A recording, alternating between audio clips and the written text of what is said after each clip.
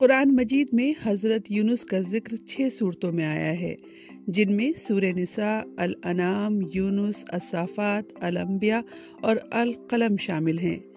पहली 4 सूरतों में यूनुस के नाम के साथ और आखिरी 2 सूरतों अल अंबिया और अल कलम में उन्हें ज़ुन्नून और साहिबुल हूत यानी मछली वाला कहकर पुकारा गया है। हज़रत यूनुस से मुतालिक ऐसे ही तस्करे मसीहू की मुक़द्दस किताब बाइबल और बाज़ सहीफ़ों में यूना के नाम के साथ किए गए हैं। आज BBC रीड्स में सुनिए कि मुख्तलिफ मज़ाहिब की मुक़द्दस किताबों में हज़रत यूनुस और उन्हें निगलने वाली मछली का वाक़या किस तरह बयान किया गया है। इन किताबों में बहुत सी जगहों पर ये वाक़या एक ही तरह बयान किया गया है, ताहम बाज़ तफसीलात थोड़ी मुख्तलिफ हैं। तहरीर है सहाफ़ी और हिस्टोरियन वक़ार मुस्तफ़ा की और मैं हूँ खदीजा आरिफ। आप सुन रहे हैं BBC रीड्स। कुरान के मुफस्सिरीन हज़रत यूनुस का ज़माना हज़रत ईसा की पैदाइश से पहले का बताते हैं।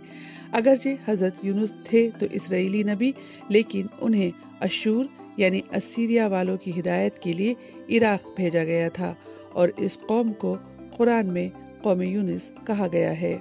इस कौम का मरकज़ 1 लाख से ज़्यादा आबादी वाला नीनवी या नीनवा नामी शहर था, जिसके खंडरात दरियाए दिजला या टाइगर्स रिवर के मशरक़ी किनारे पर आबाद मौसल शहर के सामने मौजूद हैं। इस इलाके में हज़रत यूनुस के नाम से एक मकाम भी मौजूद है। हज़रत यूनुस अहले नीनवी या नीनवा को एक अरसे तक तौहीद की दावत देते रहे। मुक़द्दस सहीफ़ों के मुताबिक उनकी कौम ने ऐलान हक़ पर कान न धरा, तब हज़रत यूनुस अपनी कौम से खफा होकर वहाँ से रवाना हो गए। चलते चलते वो साहिले समंदर पर पहुँचे, जहाँ से वो एक कश्ती पर सवार हो गए। कुरान में है कि सफ़र के दौरान एक बड़ी मछली हमलावर हुई, जिससे बचने के लिए कश्ती में सवार लोगों ने आपस में कुरा डाला तो हज़रत यूनुस का नाम निकला। बस उन्हें समुद्र में फेंका गया ताकि मछली उन्हें खा ले और बाकी कश्ती सवार बच जाएं, और मछली ने उनको निगल लिया जबकि वो खुद को मलामत कर रहे थे।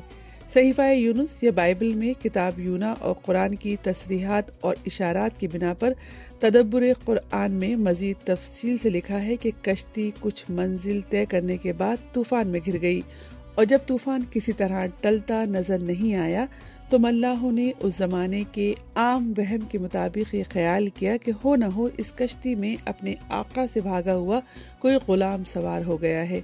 जब तक उसे पकड़कर समुद्र के हवाले न किया जाए, इस तूफान से निजात नहीं मिल सकती।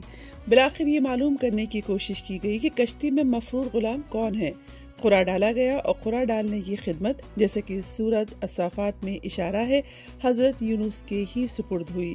इसकी वजह गालिबन ये हुई होगी कि तमाम अहले कश्ती में लोगों को सबसे ज़्यादा मुअद्दिब आदमी वही नज़र आए होंगे। बहरहाल कुरा डाला गया और कुरा हज़रत यूनुस के नाम का निकला, जिसके नतीजे में वो कश्ती से समंदर में लुढ़का दिए गए।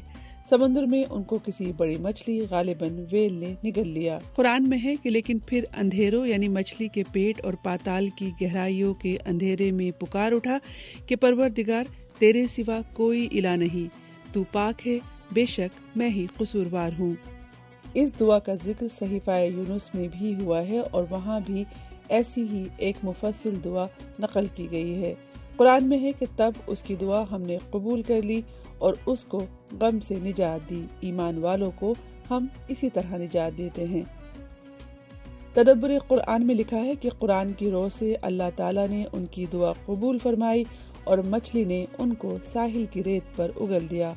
वहाँ अल्लाह ताला ने उनके निढाल जिस्म को गर्मी और धूप की तमाज़त से बचाने के लिए कद्दू या इसी किस्म की कोई बेल उगा रखी थी, जिसके नीचे उनको पनाह मिली। जब जिस्म में कुछ जान आई तो उनको फिर अहले नीनवा के पास दावत के लिए जाने की हिदायत हुई। मसीही रिवायत में यूना यानी हज़रत यूनुस का किस्सा अहदनामा कदीम में तौराती किस्से के मुताबिक ही बयान होता है, लेकिन अहदनामा जदीद में ईसा ने इस किस्से को अपनी मिसाल के तौर पर पेश किया है। हज़रत ईसा ने कहा कि जिस तरह यूना 3 दिन और 3 रात मछली के पेट में रहे, इसी तरह इब्ने आदम 3 दिन और 3 रात ज़मीन के अंदर रहेगा। यानी हज़रत ईसा अपनी मौत और क़यामत की तरफ इशारा कर रहे थे। صحیفہ یونس سے معلوم ہوتا ہے کہ بیل جس کے سائے میں حضرت یونس کو امان دی گئی تھی کسی سبب سے دفعتاً سوکھ گئی۔ حضرت یونس کو اس یادگار بیل کی یوں خشک ہو جانے کا احساس ہوا۔ اللہ تعالیٰ نے اس پر ان کی توجہ دلائی کہ ایک حقیر بیل جس کو لگانے اور پروان چڑھانے پر تم نے کوئی محنت نہیں کی، سوکھ جانے پر تم یوں ملول ہوئے، تو غور کرو کہ اس عظیم ننوا کو کس طرح اپنے عذاب کے حوالے کر سکتا ہوں جس کو میں نے پیدا کیا، جس کی پرورش کی اور جس کو پروان چڑھایا ہے۔ جاؤ ان کو پھر دعوت دو، شاید وہ نیکی کی راہ اختیار کرے اور میری رحمت کے مستحق ٹھہرے۔ اس ہدایت کے مطابق حضرت یونس پھر اہل نینوا کے پاس عذاب سے ڈرانے کے لیے گئے، اور ان کی اس دوبارہ دعوت کا یہ اثر ہوا کہ بادشاہ سے لے کر نینوا کے عام باشندے تک سب کانپ اٹھے، سب خدا پر ایمان لائے۔ بادشاہ نے شاہی لباس اتار کر ٹاٹ کا پیرہن پہن لیا اور باشندوں کے نام فرمان جاری کیا کہ ہر کوئی اپنی بری راہ سے باز آ جائے، روزہ رکھے، خدا کی حضور زاری کرے اور توبہ کا سر جھکائے۔ قرآن کی سورہ یونس میں ہے کہ جب وہ ایمان لائے تو ہم نے ان پر سے وہ رسوا کن عذاب ٹال دیا جو انہیں پیش آنے والا تھا، اور ایک خاص مدت تک فائدہ اٹھانے کی مہلت دی۔ BBC reads.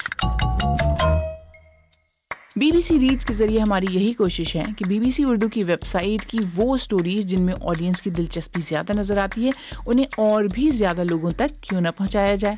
تو ہم پڑھیں اور آپ سنیے، اور اپنے دوستوں اور ساتھیوں کو بھی سنائیے۔